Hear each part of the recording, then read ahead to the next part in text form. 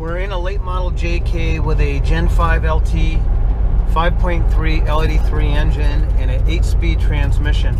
This one's had a long time coming. After we got this one on the road, we had to do a lot of suspension work. The rear gears were shot, the front axle was bent, the springs were pretty much crushed from the weight. We had to sort all that, and it still needs a little bit more. This is a two-door. We have a short couple Jeep with a lot of weight on the top, so anything that's not right is exaggerated. But this L83 just runs awesome. I don't think you would expect this much torque out of such a small displacement engine. If you had driven this and weren't told what this engine was, you'd probably think it was a 6-liter or a 6.2. It has that much torque. Even with the weight of this vehicle, you don't feel it. And like all the other LTs, you can see it's very mild, idling at 500 RPM.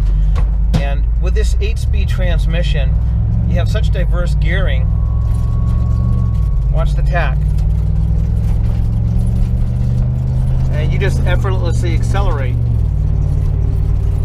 I don't think the L83 gets the attention that it deserves. I had a customer in the shop last week, and he rented a Chevy truck, a new one, drove it around, thought it was a 6.2 because it had so much power. Come to find it was just the base 5.3 L83. So let's talk about what you get for your 21 grand with an L83 swap. You're going to get a takeout or low mileage L83. Now I have to quantify that because the low mileage LSs are getting up there in miles. The LSs went out of production a long time ago. The L96 was made up till current, so we can find those with really low miles, 17, 18 engines. But the other LSs like the 5.3s and the L94s, they're either new old stock or used engines that have been around for a while. Nice thing about the L83 is GM is cranking them out by the millions. When the Gen 5s first came out, these were at a premium. But now that they're being put in pretty much everything, Suburbans, Silverados, Tahoes, and it truly is amazing that you can pick up an engine of this technology with direct injection and continuous variable valve timing, high compression, all aluminum, cross-bolted construction for the price that this engine is going for. Just a few years ago, this would have been an exotic engine. Combine that with an 8-speed transmission and you really have a future-proof engine. And while I've really touted the 5.3, a lot of guys say I want the 6.2. There's nothing wrong with the 6.2. I guess what you have to ask yourself is, do you really need it? So let's talk about what you get with the L83 versus the LT1. We just did a video on the LT1, and you guys know it's going for about 30 grand. That's for a new engine, new transmission. We don't try to get LT1s used in wrecking yards or takeouts because they're really in demand right now. And just like the old 6.2 all aluminum LSs, the wrecking yards charge a premium price. And if you find one for a good price, there's usually a reason. Now, typically we will get a takeout engine versus a low mileage engine. When you ask what is that? Well, in new production, GM may scrap a vehicle for various reasons. It was on a train and it fell off, or it was in a hailstorm. So they take these vehicles apart and they essentially sell these new parts as used, even though some of them have 5 or 10 miles. In fact, the engine in this vehicle, I believe, had less than 10 miles on it, even though the customer is only paying for a low mileage engine. So that's probably what you're going to get if you do one of our low mileage L83 builds. The transmission is going to be the same thing. It's probably going to be a takeout with very low miles. It may be a transmission with 10,000, maybe 20,000 miles on it. You get the takeout or low mileage engine and transmission. You of course get the MoTech LT basic kit. It's going to add $749 for the Camaro SS fan and $749 for the heavy duty radiator. And we've talked about our new dual header radiator. It really is a leap in technology, in my opinion, for the JK market. And I think we've also talked about the flex in the JK chassis, which causes aluminum radiator to fail where the tube meets the header. You're going to get new electronic. That's going to include a new GM L83 production harness for an OE vehicle. This is not a GM performance over-the-counter harness. This is an OE production vehicle harness out of a Silverado or Sierra with an 8-speed. You're going to get a new T87 transmission control module, and you're going to get an E92 ECM. Of course, the swap's going to include all the labor required to install the engine and the MoTech kit. It's going to include an exhaust system. We're going to run 2¼ inch downpipes. On 4 doors, we run that above the cross member, down under the transfer case, into a dual inlet MagnaFlow style stainless steel muffler, and then back. And you have two choices. You can go in front of the axle, dump in front of the axle if you have a Gen Right fuel tank or double throwdown, or you can go up over the axle and out behind the driver tire. We offer both. If you have a two-door, we have to go in front of the cross member, under the transmission pan, and it's a little bit more work, but that's also included. Now the typical stuff, you've got a rear view camera, you've got some rock lights, not a problem.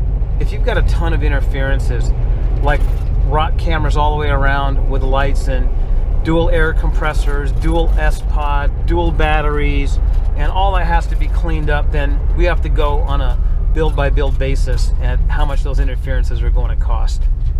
Of course, if you want to add a suspension system like Metal Cloak, we offer that. If you want to add heavy-duty axles, Dana 60s, Ultimate 60s, Dynatracs, we offer that.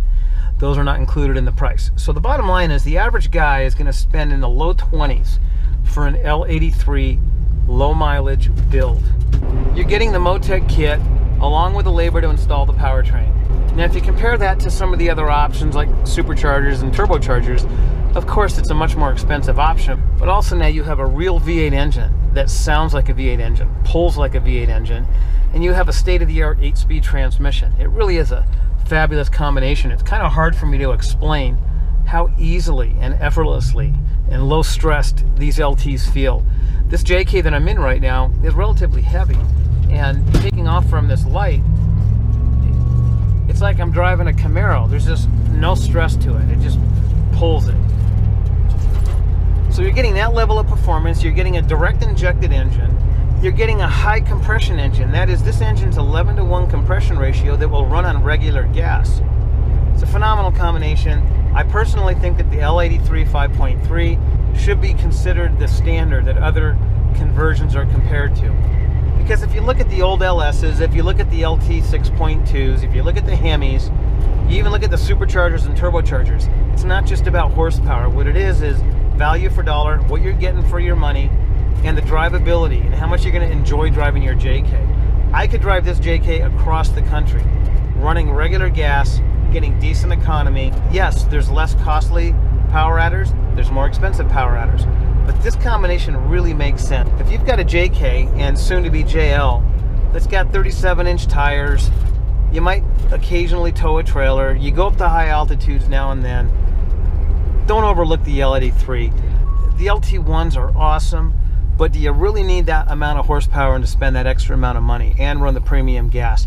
Sometimes I look around the shop and I see that we're doing one L83 build for every 4 or 5 LT1 builds, and I have nothing against the LT1. I think it's an absolutely awesome combination, but I also think that guys need to get over this. It's only a 5.3. It's not that much bigger than my 3.6 Pentastar, and realize that this engine is not an LS 5.3, it's an LT 5.3. Now a little bit about this Jeep. I believe it's a 2013 or 14 JK. It's not an Unlimited, obviously, because it's a two-door.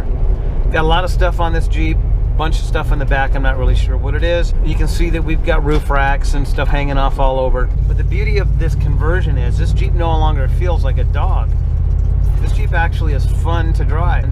And to have an expedition vehicle that's fun to drive is a difficult thing to do. Yes, it is very comparable to the old 6.0 6-speed LS. I do think that the performance on these engines is similar. They achieve that performance in different ways. The 6.0 does it through cubic inches, and the 5.3 does it through technology and a better transmission. So at the end of the day, you end up with a vehicle that performs very similar. They both run on regular gas, but the 6.0, being older technology, I think lends itself better to hardcore expedition, where you're going to be crossing a desert. You don't know what quality of gas you're going to be getting. You want to have that backup if you run the thing out of coolant, or you run it low on oil, you have an iron block. And yes, they are going to be coming out with a iron blocked LT, which is going to be a monster engine, and I'm sure it's going to play a big part in the future of these engine conversions. But the 5.3 LT, being one of the standard engines in the GM trucks and SUVs, means they're plentiful. There's lots and lots of them out there. The price is being driven down, and you're going to see the aftermarket jump in with both feet. We're going to see blowers, camshafts, superchargers, you name it. We're going to see it for this engine. Now, don't forget about the 8L90. The 8L90 having that 4.6 low and that 0.60 overdrive allows this smaller displacement engine. to perform the way it does, just like the new 8-speed ZF allows the 3.6 to perform so much better in the JL than it did in the JK with a 5-speed transmission. So I don't think the 5.3 LD3 has earned the reputation it deserves. I think as it gets out there, it will dispel the myth about the smaller displacement 5.3 engine that maybe some of you see with the LS 5.3. So forget about that. If you want something that gets good economy, runs on regular gasoline, has a state-of-the-art transmission, and will pull your JK with authority, take a good hard look at the LD3. We will be back with some LT1s and LT4s soon.